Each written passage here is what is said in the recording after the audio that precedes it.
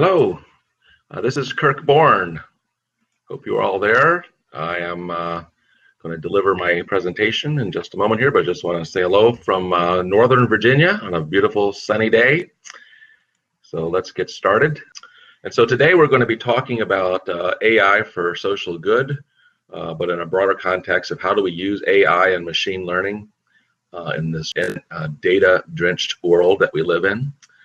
So that's me. Hello, I come from Booz Allen Hamilton. I work as the principal data scientist for Booz Allen Hamilton. We have a lot of activity in the data science arena, over 600 data scientists working with various clients, projects and data sets and numerous industries and federal agencies.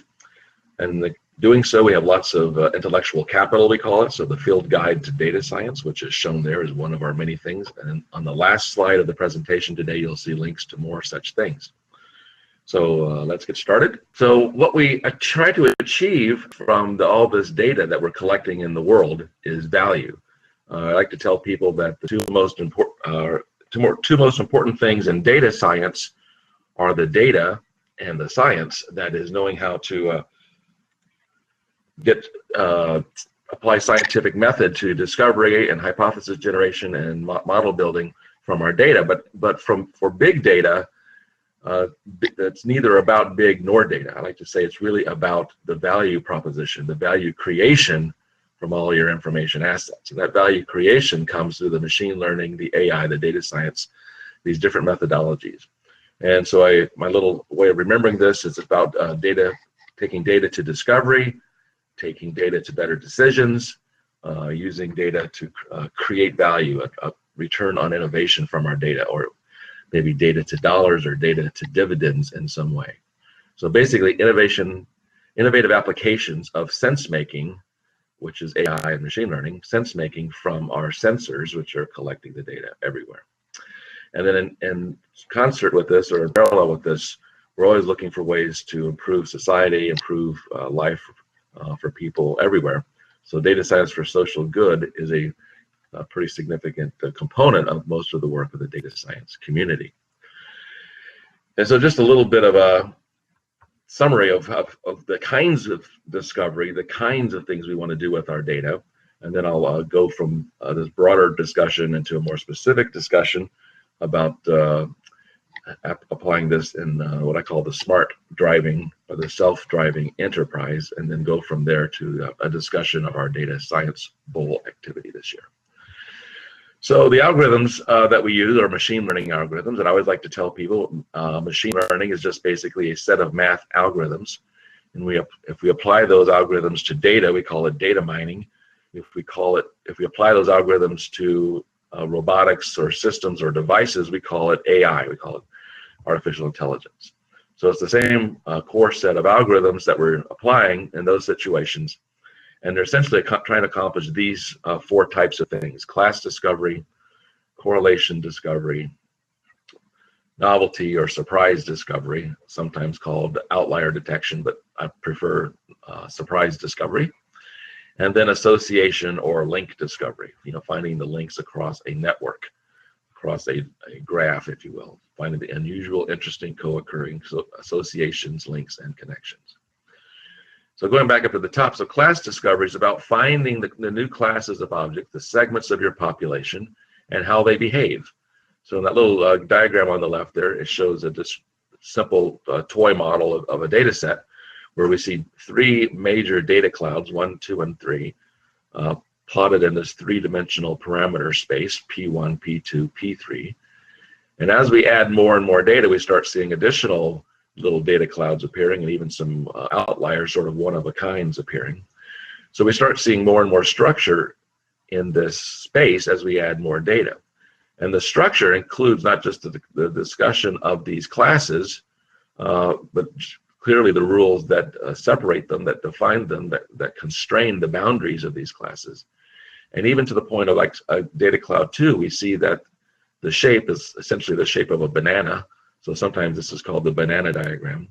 And so when we see this shape, we understand that an object or an event or a behavior that's within cluster 2 there has a very weak dependence on parameter 3, for some values of parameter 1 and 2, but for other values of parameter 1 and 2, specifically as parameter 1 gets more and more negative or smaller and smaller, then the dependence of parameter 3 on that parameter 1 gets very strong. So we see the upturn in the correlation.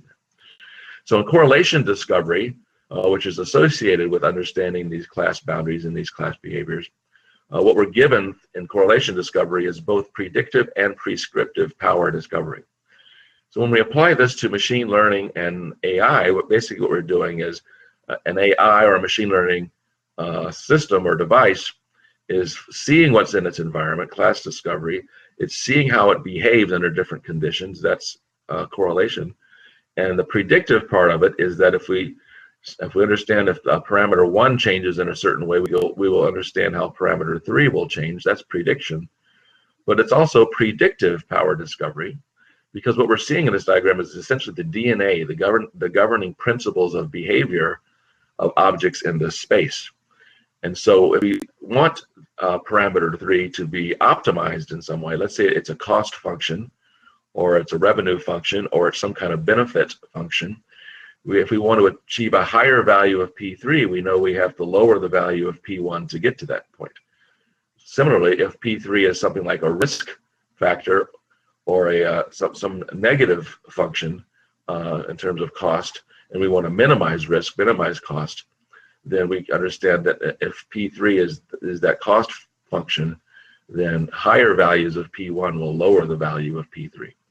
So that type of insight, that is prescriptive power discovery, is another aspect of what we get from a trend or correlation discovery, is knowing how to move in this space in order to achieve optimal values of different parameters.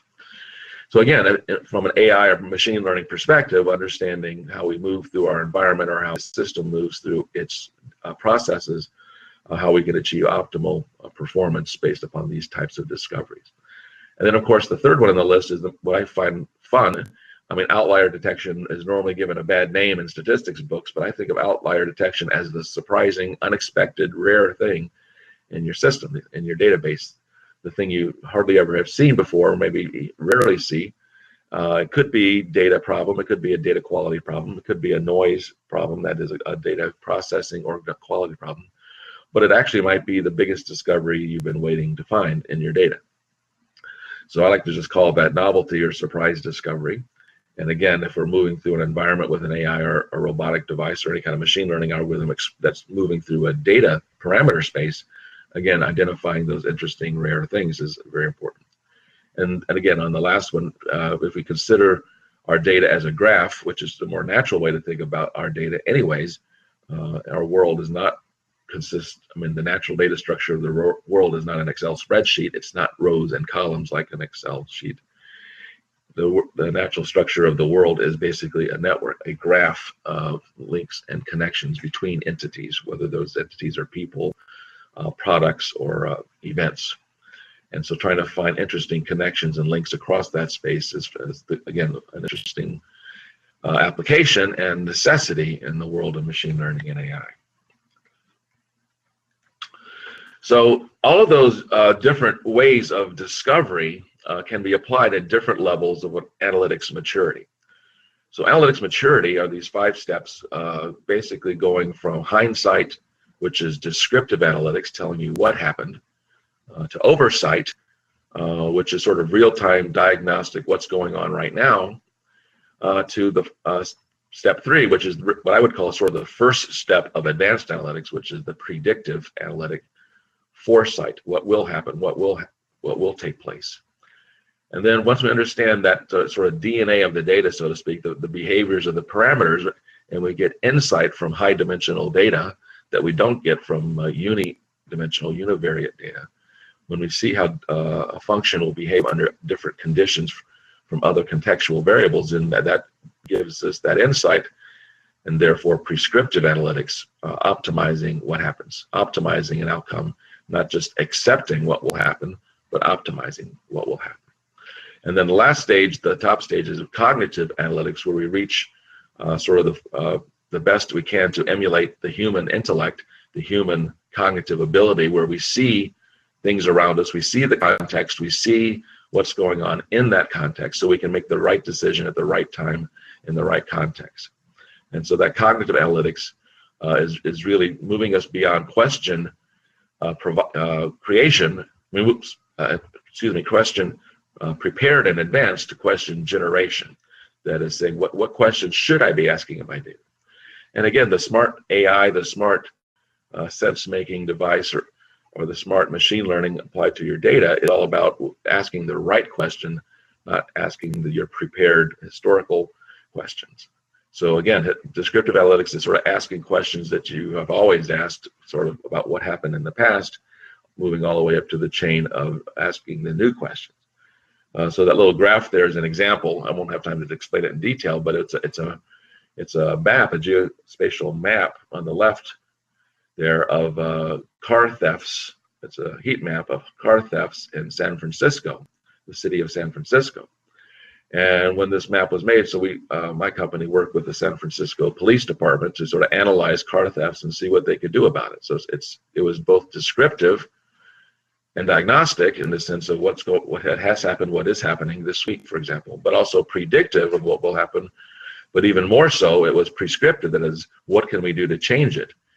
And that came about with the cognitive level, which is look at the data in different slices, and then you start asking the right question, which enables you then to know how to respond to it. So there's something interesting happening in that hot spot region. As we drill down, we see it's a very specific neighborhood. That's interesting. Why that neighborhood? And then if we look by day of week, we see, gee, it's mostly on Saturday. Why is that? Oh, it's mostly around 7 o'clock, 6 to 7 o'clock Saturday evening. Now that's extremely specific. What is going on? Well, it turns out there is something going on. I don't have time to explain here. But then you start asking the right questions and you start arranging a response to that, which the San Francisco Police Department did, which is basically providing more patrol cars in that neighborhood at that hour on Saturday evening. And guess what? The car thefts went down. So that's the process of looking at your world and not just describing what has happened, but moving forward into seeing what will happen. How can you make it better? And oh, am I missing something? Let's look at the context of all of this and see what question I should be asking of my data. So this, all these sort of levels of maturity, again, in the analytics realm, from descriptive to cognitive, but also in the actual discovery realm, I might discovering correlations, new classes of behavior, novelty, surprises, new links and associations. All of these things can be fed into what we call the self-driving enterprise. So think of a self-driving car and apply that to an enterprise where it might be a city, it might be a supply chain, it might be a manufacturing plant, it might be a drone, it might even be deep space probes. I use this example a lot of times in my talks. Deep space probes operate pretty much autonomously in deep space without human intervention, but they need the data to make that decision. And so they're sensing their environment, they're responsive, they're learning and agile, they're contextual and optimizing, and then they're ultimately deciding and acting. So those defining characteristics of the smart enterprise or the self-driving enterprise correspond basically one-to-one with the data analytics maturity that we've talked about. And then you can describe the organizational posture. Now, this organization, again, could be a car, a city, a drone, or a real organization. From passive to reactive to proactive to this interesting thing, predictive reactive, that is knowing how to respond in the future to achieve a better outcome than the one you might get from the predictive model. And then ultimately you become the smart self-driving sense-making device or city or car or drone or organization. So those are the characteristics of machine learning and AI and analytics that sort of drive a lot of activities that we're doing now in the world around that AI. So one specific example is more focused now on the data science for social good, or the AI for social good, and not so much on organizational things, but on societal things. And so that's the National Data Science Bowl, which in fact is no longer national. Which started about 3 years ago by my colleagues at Booz Allen Hamilton, even before I was hired here, because I've only been here 2 years, but 3 years ago they started this with Kaggle, the data science competition website. And it immediately became clear that the whole world of data scientists were interested in this, so it moved really beyond being a national thing. So the catalyst for this was our passion for data science, the passion of data science community worldwide for doing good with data, doing societal good, doing projects to help people and help groups and organizations and communities with data. And also we felt like this was a data science and data analytics and AI are such an integral part of the human experience, collecting data, digital information, using digital information to make decisions, that we thought it'd be appropriate to have something equivalent to like a national spelling bee or a national geography bee, which we have here in the US and across the world even, where students participate in events to show off their skills and knowledge in the area. So we thought this would be kind of fun to do in the data science area. So we took this common passion and culture and vision for using AI and data science for social good, worked with Kaggle to establish the first data science bowl a few years ago, and I'll tell you about, we run it 3 times now, and I'll tell you briefly about each one of those, then we'll be finished here. And so I'll get a little bit about Kaggle if you don't know, hopefully you do know, it's at kaggle.com. It's the world's largest online data science competition community. Now has over 700,000 members worldwide in over 200 countries. And so this extremely strong brand attracts the best and the brightest in the field. And when we put interesting problems in front of people, businesses or nonprofit organizations or communities, or even like medical and the sort of global issues like you're going to see in a second here, it attracts a very strong competitive force for good to solve these problems.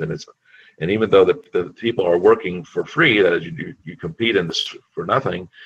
If you are in the top of the leaderboard, you do win a prize, and even in the top 2 or 3 or 4 winners occasionally win prizes. And this year's competition, Data Science Bowl, the top 10 placing competitors will win prizes. So in 2014-15, we ran the first one. $175,000 in prizes were provided by my firm, Booz Allen Hamilton. We worked with the Hatfield Marine Science Center to assess ocean health. So the idea was, and you can't read that fine print, so I'll blow it up, to understand sort of the health of the plankton in the ocean. So plankton in the ocean provide food, it's a food source for both humans and marine animals. They produce oxygen as one of the processors of oxygen, removing CO2 from our atmosphere and returning oxygen to our atmosphere. They're one of the major forces in that. They contribute to global biodiversity and biomedical products, and they're a major source of nutrient for indigenous populations. So plankton health is very important. Ocean health is very important. So the challenge was to classify 118 different classes of plankton in the over 160,000 images that were provided to the competition. And here is the winning team from the University of Ghent in Belgium. So as I said, it was no longer a national thing once we realized that everybody around the world was interested in competing. So here they are toasting their victory, a group of students and postdocs from the university. You can read about their winning approach. And if you can't follow all the links here, these slides will be available afterwards, so you can certainly follow the links, read about their convolutional neural network, their neural deep learning approach. And amazingly, they had over 80% accuracy on 120 classes. Now, 118 plankton classes, but there were also other classes like smudges, other kinds of junk in the ocean that weren't plankton. So they were basically classifying 120 types of things in the images, most of which are plankton. And 81% accuracy over 120 classes is a remarkable achievement. So in that year, we had over 1,000 teams, 15,000 submissions. We did it again last year with the Heart Health Challenge, cooperating with the National Institutes of Health, the National Heart, Lung, and Blood Institute, worked with NVIDIA and other partners, offering $200,000 to measure blood ejection fraction. So heart blood ejection fraction is a measure of heart health, how well your heart pumps the full volume of blood out on each pump. And so the data was time series of MRI scans from over 1,000 patients. Now, it really wasn't just about cardio imaging analytics, which was really very important for the cardio community, but it really comes down to stories like this young man, Reed. So Reed is one of the son the son of one of our employees at Booz Allen Hamilton. And he's just an example of 1 in 100 children, 1 out of every 100 children born every year with congenital heart defects. And so the competition is about diagnosing that early so people can be given the treatment they need early. And so that was a tremendous competition in terms of that, its impact on young people, people heart problems in middle age and even older people. And so the $200,000 prizes, again, provided by Booz Allen Hamilton. You see first, second, and third place prize monies listed there. NVIDIA contributed also a GPU compute cluster to help the teams, but they also provided complimentary conference passes to their GPO technology conference to the top 3 teams, and they did the same thing for us this year. And so I just say about these competitions, they are web-based, and all of our data science bowls, again, we've done 3 of them now. They all run for 90 days, and the models are all quantitatively scored, so it's all an objective classification metric. So the validation has no subjectivity, which is extremely important in a case like this. So here's one of the winners, Atin Shali. She's there when she visited the National Institutes of Health to discuss her winning algorithm. She was a partner with another person in the competition to win. They achieved very high accuracy in predicting the heart ejection fraction from their image analytics, basically deep learning type of method. And she is not a cardiologist or a data scientist per se. She's a Wall Street quant, from what I understand. So all kinds of people get drawn into this and do well. So this year, we took a really big step up with the success of the first 2 data science bowls.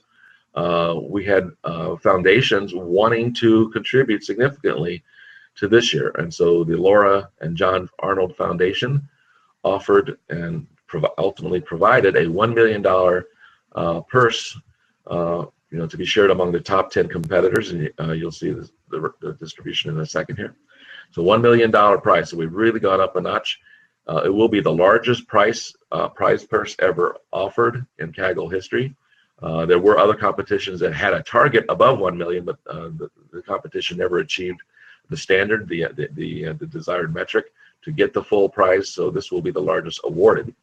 So this one is about lung cancer. So again, we work with the National Institutes of Health, but this time the National Cancer Institute, partnering again with NVIDIA and also Amazon Web Services, who provided a lot of cloud compute capability for people. Specifically, the first 100 competitors who joined were able to get free access to that. And so the idea was early detection of lung cancer. So there's 2 challenges here. One is actual detection, which is important because 225,000 new cases are detected every year, but also the false positive rate. So false alarms, and of course, false negatives are bad. If you have the cancer and someone says you don't, that's a problem. So clearly we want to minimize that, but false positives pollute the sample. So when we get a lot of false positives, then there's a lot of people who go through the healthcare system and through all the diagnostic testing for no reason at all. And so the lung cancer scientists we work with said it's really, really important to reduce the false positive rate too. In fact, that was probably the most emphasis was on that, because of the just having a lot more people pushed through the system for all these diagnostic tests and tracking and follow-ups and so forth, and a lot of them weren't necessary.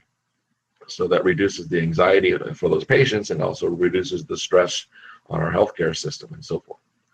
So in this case, there were over 1,000 high-resolution images. These are CT scans, lung imaging scans. Both this one and the one last year were in what's called the DICOM format, which is a very specific format for medical imaging.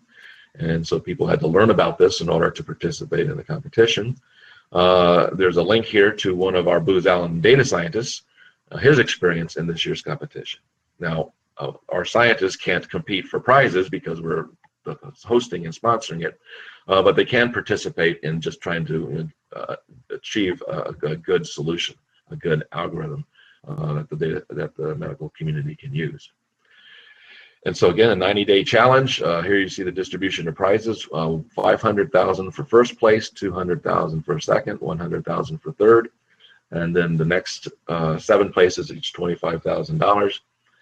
And then that doesn't quite add up to 1 million, and you'll see in the bullet points there, we had additional prizes this year. There were social engagement prizes. There were 3 of them. They totaled $10,000, where people basically engaged on Pinterest or Twitter or Facebook and provided sort of some of their comments and thoughts about cancer, thoughts about the competition, and we randomly selected 3 winners during each of those 3 different stages of social engagement. And there's also additional prizes for $5,000 each for the top 3 most highly voted Kaggle kernel. So a Kaggle kernel is basically a shared analysis or shared model. And there's been more sharings this year, this competition, than any other Kaggle competition ever. So the key statement on that whole slide there is winners are to be announced soon. Okay, so the prize, the competition ended almost 3 weeks ago, 2.5 weeks ago. There's a very complicated verification phase to make sure there is no data leakage, that is, people didn't have access to the solution sort of in some way that maybe there was data leakage in the data set or otherwise, making sure people follow all the rules and guidelines of the process. When there's this much sort of prize money at stake, we want to be very sure about that. And Kaggle, which hosts this on their platform, obviously is very concerned that the full transparency and how the process works and that the right winners win. And so more numbers in the competition listed there. I won't go through all the specifics there, but we had far more competitors and teams than ever seen in other competitions. Nearly 2,000 teams, nearly 10,000 competitors. Estimate nearly over 150,000 participant hours, and if you sort of put some kind of number on that, it's like over $7 million donated labor towards the lung cancer detection problem, which is amazing. There were nearly 18,000 solutions that were submitted. Over 1,000 kernels were shared, which is 5 times the number of any similar Kaggle competition. And what excites me, because I'm very active in social media and socialization of data science and socialization of AI and machine learning, we estimate over 160 million social impressions discussing the data science bowl and the challenge problem set for this year. So unbelievable engagement and participation by the worldwide data science machine learning community.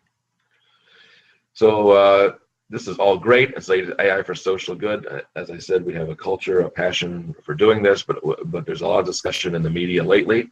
And I just wanted to give a few links to articles and programs, a White House initiative, an IEEE professional society initiative, and other things here. You can find information about the importance of removing bias and problems in interpretation and application of AI and machine learning. So AI ethics is clearly a very important aspect of how we function in our work. We just don't go solve the problem without thinking about this, so it's good to have that. So next to last slide, then we'll be done.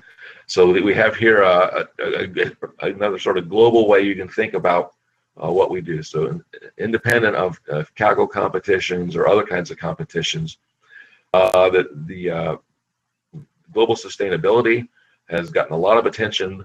The United Nations was so much so that they actually have a data for climate action and a lot of other data initiatives, particularly toward these 7 sustainability development goals, the 17 SDGs here, where it's all about poverty and food and clean water and health and gender equality and clean oceans and all these wonderful goals for our globe, for our Earth. And under each one of those 17, there's key performance indicators. Something to measure and to indicate how well we're doing against each of those 17 goals.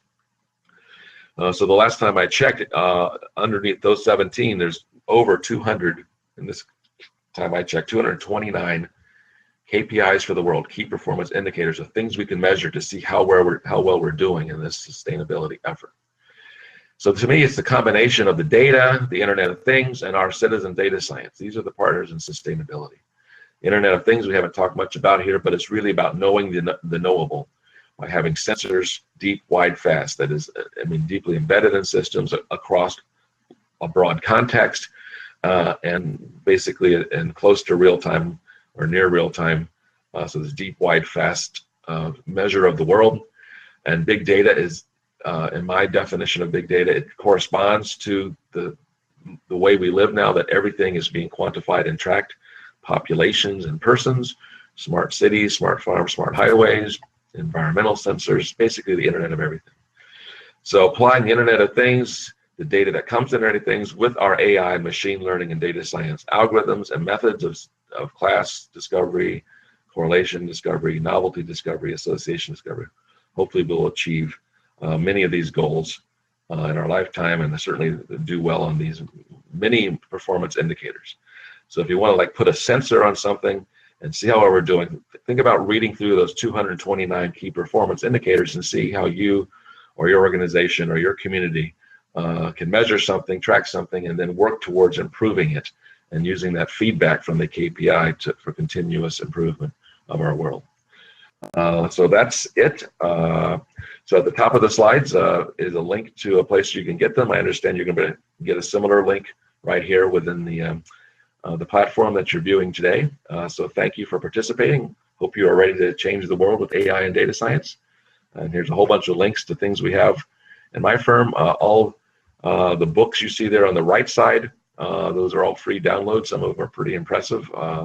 The tiny little one, which is the 10 Signs of Data Science Maturity. It's about 9 pages long. Okay, 10 pages long. I'm co-author on that one, but the other ones are pretty substantial, and I had no part in creating them, so I can just brag about them because I know the smart people who put them together. So thank you very much, and I guess I'm here for questions for a few minutes before the platform shuts us down. Again, thank you for listening and your participation today. I see a question in the chat box from Naxokite, if that's correct. It says, does this mean Kaggle is becoming an image video competition almost exclusively? I wouldn't say exclusively, because if you look at Kaggle, there's a lot more things than just the few things I showed you this morning. I mean, many more things. But it is true that in the early days of Kaggle, the winning algorithms were basically what they called ensemble algorithms. So basically, they were more non-image, sort of more textual and digital data in sort of a more classical sense.